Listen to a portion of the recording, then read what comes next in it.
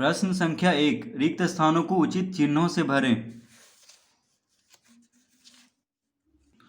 तो इसमें देखिए मिश्र धन बराबर मूलधन जोड़ ब्याज, ये वाला फॉर्मूला से ही उसमें उसका जो रिक्त स्थान है उसको हम भरेंगे। ये फॉर्मूला क्या है? मिश्र धन बराबर मूलधन जोड़ ब्याज। तो मूलधन क्या होता है? जिसको कि इंग्लिश में प्रिंसिपल बोलते हैं। जो रकम कर्ज ली जाती है वह मूलधन कहलाता है। ठीक है, जो रकम कर्ज लिया जाता है उसको क्या कहते हैं? मूलधन। ब्याज क्या होता है? कर्ज ली गई रकम। ब्याज को इंग्लिश में इंटरेस्ट कहते हैं, जो कि होता है कर्ज ली गई रकम के लिए जो अधिक रकम देना पड़ता है वह ब्याज कहलाता है। ठीक है, ब्याज को संकेत में आई लिखते हैं, साधारण ब्याज को संकेत में एसआई लिखा जाता है। और देखिए मूलधन को संकेत में पी लिखते हैं। ठीक है, यानी ब्याज क्या होता है? जो कर्ज लिया गया रकम है उसके लिए जो अधिक रकम देना पड़ता है वह क्या होता है? ब्याज।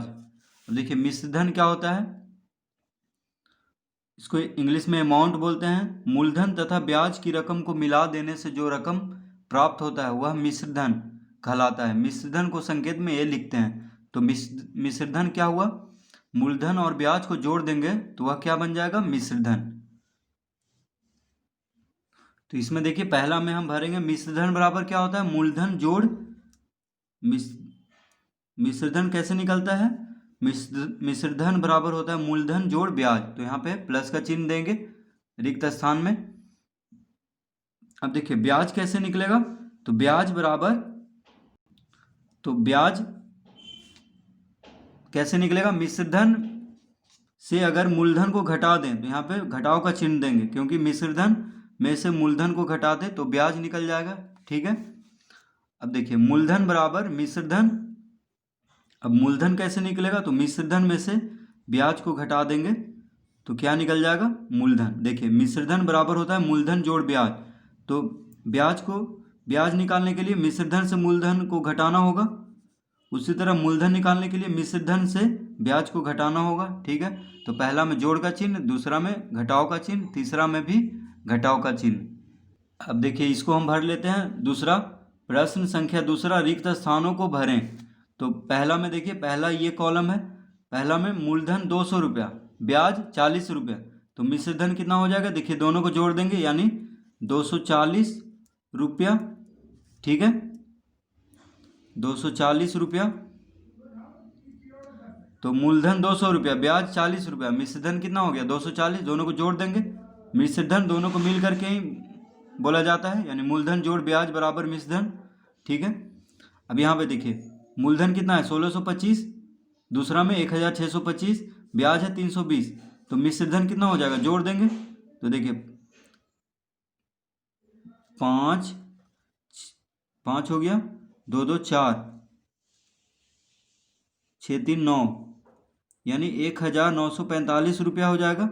देखिए दोनों को हम जोड़ देंगे तो 1945 रुपया। तीसरा, तो इसमें भी मिश्रधन पूछ रहा था इसीलिए दोनों को जोड़ देंगे तो 1625 मूलधन और ब्याज कितना है? 320। तो मिश्रधन बराबर क्या होता है? मूलधन जोड़ ब्याज। तो दोनों को जोड़ देंगे तो कितना हो जाएगा? 1945 रुपया। अब देखिए इसमें मूलधन दिया हुआ है और मिश्रधन दिया हुआ है। ठीक है, तो ब्याज पूछ रहा है, तो ब्याज बराबर क्या होता है? मिश्रधन घटाओ मूलधन। तो मिश्रधन कितना है? 975 में से 850 घटाएंगे तो 5 में से शून्य गया 5, 7 में से 5 गया 2।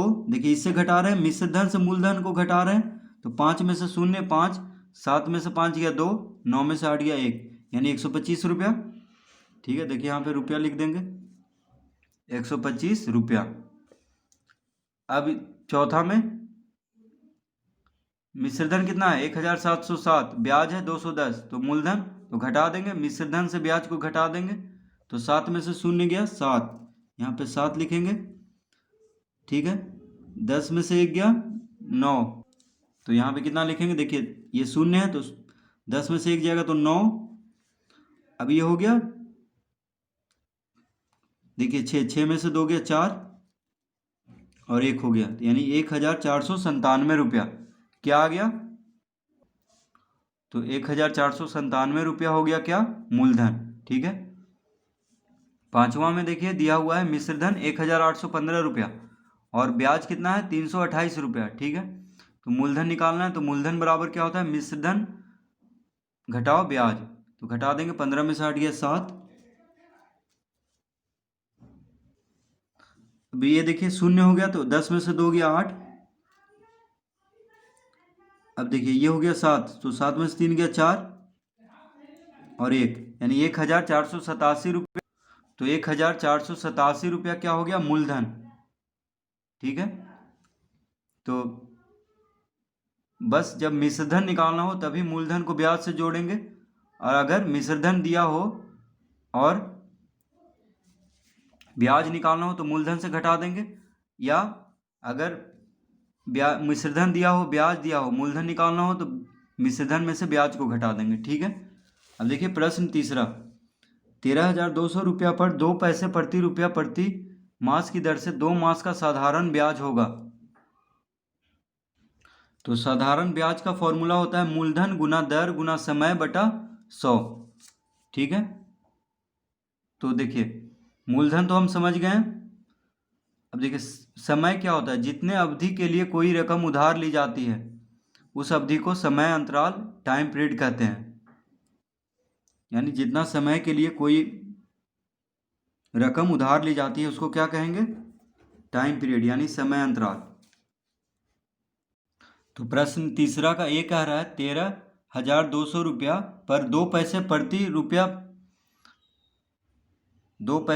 रुपया प्रति मास की दर से 2 मास का साधारण ब्याज। तो देखिए यहाँ पे 13,200 रुपया कैसे दिया गया, ब्याज पर 2 पैसे प्रति रुपया, यानी 1 रुपया में 2 पैसे ब्याज लगेगा, ठीक है। तो इसी को दर बोलते हैं, यानी प्रति रुपया जितना पैसा लगेगा उसको क्या कहेंगे, दर।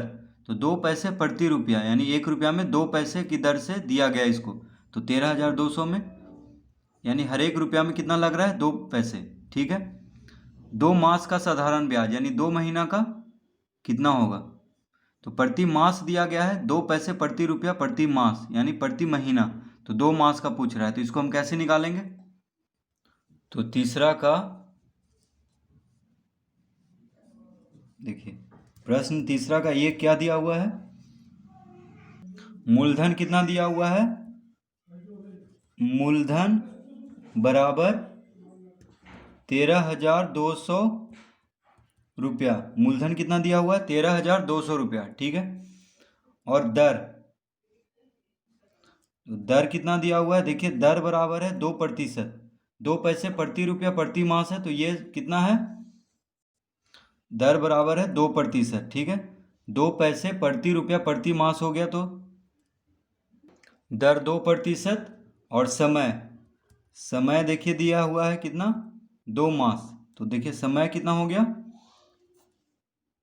समय दिया हुआ है 2 मास यानी 2 महीना, और दर कितना है 2%। तो 2 पैसे प्रति रुपया यानी 2%। तो देखिए 2 पैसे प्रति रुपया को हम 2% बोलेंगे, ठीक है। देखिए 2 पैसे प्रति रुपया, तो इसको भी हम एक बार समझ लेते हैं। 2 पैसे प्रति रुपया, तो रुपया में कितना पैसा होता है, 100 पैसा। देखिए 2 पैसे है प्रति रुपया, तो रुपया में कितना पैसा होता है, 100 पैसा। और प्रतिशत में गुना 100 करेंगे, तो देखिए 100 से 100 खत्म, कितना आया, 2%। तो ये हो गया 2% प्रति मास। दर हो गया देखिए 2 पैसे प्रति रुपया, मतलब 2% हुआ, क्योंकि 1 रुपया में 100 पैसा होता है।